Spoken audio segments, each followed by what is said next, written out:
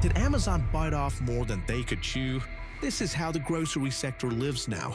Chains in the region are declaring bankruptcy. Discount retailers with European roots are growing, which puts pressure on rivals to maintain low costs. Additionally, in an effort to stave off an invasion by Amazon.com Inc., the two biggest grocery stores in the United States, Walmart Inc. and Kroger Co., are increasing their technological investments in delivery services.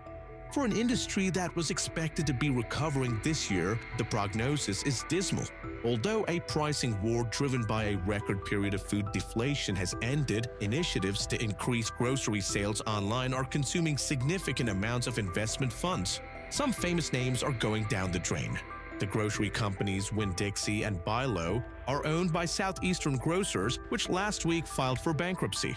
The environment is intensely competitive, said Jennifer Bartashis, an analyst at Bloomberg Intelligence, and I don't see that easing anytime soon. For now, Amazon is more of a symbolic threat. It acquired Whole Foods Market last year, but that provided it with less than 500 stores. The e-commerce giant's grocery delivery business, meanwhile, still only has a small slice of the grocery market. Nevertheless, the growth of Amazon has forced established retailers to make expensive adjustments, and investors' anxieties have hurt their stocks. Together, the market values of Kroger and Walmart have dropped by more than $30 billion so far this year. However, the supermarket behemoths at least possess the size and means required to adjust. Smaller companies in the market are much more vulnerable. In the last month, Tops Friendly Markets and Southeastern Grocers have declared bankruptcy. Tops, which has over 170 locations, is based in Williamsville, New York. Conversely, Southeastern Grocers operates at close to 700 sites. On Thursday, the corporation made the announcement that it was restructuring, with 94 locations set to go. Industry consultant Roger Davidson says more regional companies may fail as the pressure increases. These weaker retailers are starting to collapse, he said. Prior to Amazon's acquisition of Whole Foods in 2018, pressure was mounting in the supermarket business, which is notorious for its extremely narrow profit margins. Food has become more widely available at pharmacies and dollar stores in recent years as consumers view groceries as a consistent source of foot traffic. The popularity of meal kits has also offered Americans another alternative for supper, which frequently means fewer trips to the grocery store. All of this follows an industry-wide construction boom. Supermarkets were viewed as a secure investment for a long time because they were largely shielded from the disruptive powers of e-commerce. There's been a little moat around it, JLL's Director of Retail Research James Cook stated. That sense of safety has vanished. A JLL survey from last year stated that as businesses lowered their development ambitions, the number of new food store openings fell by 29%. Has the collapse started? According to a survey from Forrester Research Inc., the grocery market has only grown by an average of 2% over the previous 5 years, which is why there is so much pressure from competition. This indicates that at this stage, the industry is mostly vying for market share. Regarding its longer-term intentions for Whole Foods, Amazon hasn't said anything thus far. With the new management, the upscale company has been having trouble. Customers have been complaining about out-of-stock merchandise and quality issues. This indicates that Amazon may encounter difficulties in transforming the enterprise into a well-functioning component of its operations. However, Amazon continues to put pressure on a sector of the economy that is still adjusting to food deflation. That is not expected to alter very soon. Everyone hoped the return of inflation would provide some relief, said Bloomberg Intelligence's Bartashis, but it hasn't happened. Have you noticed your grocery bill getting bigger lately, especially at Amazon stores? Yes, let's discuss price hikes.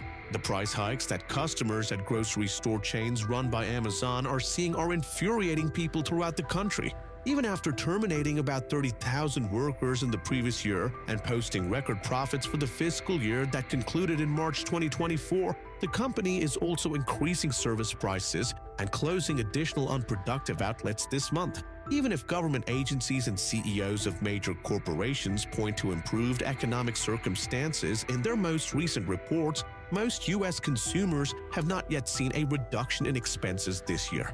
Indeed, according to a Lending Club report, 66% of Americans still find that their monthly budgets are being negatively impacted by rising food prices. Customers of Amazon Fresh and Whole Foods may find that to be particularly true. A few weeks ago, an Amazon user went viral on TikTok by revealing some of the absurd costs she had observed at a nearby Whole Foods in Boston for common household items. The lady, who uses the social media handle Vodoli, uploaded a video to the platform detailing her pricey purchases. The video has been shared by hundreds of thousands of people and reposted on other websites. Even more startling was the customer's admission that she paid $7 at a nearby Whole Foods for one apple. Can you imagine? $7 for one apple. About a month ago, the New York Post reported that 3 to 4 apples per box of Whole Foods organic sugar bee apples cost $3.99 per pound at the same location. The TikToker even got the store staff to confirm the pricing in her video. Comments from viewers were varied, with many sharing their own bad experiences at the network of food stores run by Amazon and others expressing complete disbelief. Following a year of significant expense reductions and revenue growth across all of its key business lines, Amazon generated its biggest operating profit in its history last year, according to recent numbers disclosed by the company's current chief financial officer, Andy Jassy. Fortune.com quote, "As financial analysts contend that the retail giant is now more rich than ever, particularly in light of the many rounds of widespread layoffs it undertook in 2022. Conversely, the online retailer revealed in March that its operating income, that is, the profit from its core business operations, excluding certain items like interest expenses and investments in other companies, grew by an astounding 383% to $13.2 billion. This is the second consecutive quarter that Amazon has achieved its highest operating profit to date. Executives at Amazon are still increasing service rates and removing smaller locations from the company's physical presence. Amazon Fresh recently increased the amount that consumers have to pay to receive free grocery delivery by more than 4 times. A few months ago, the firm increased the minimum amount required to receive free fresh delivery from $35 to $150. A representative for Amazon, Lara Hendrickson, told The Verge that the service charge for Amazon Fresh delivery orders was implemented to assist the firm in maintaining low costs for both its online and physical grocery shops. But nobody has actually taken their explanation seriously. Customers' final total prices appear to be going to increase as a result of the levies and increased barriers to free delivery, and the adjustments significantly increase the cost of a service that already needs an Amazon Prime membership.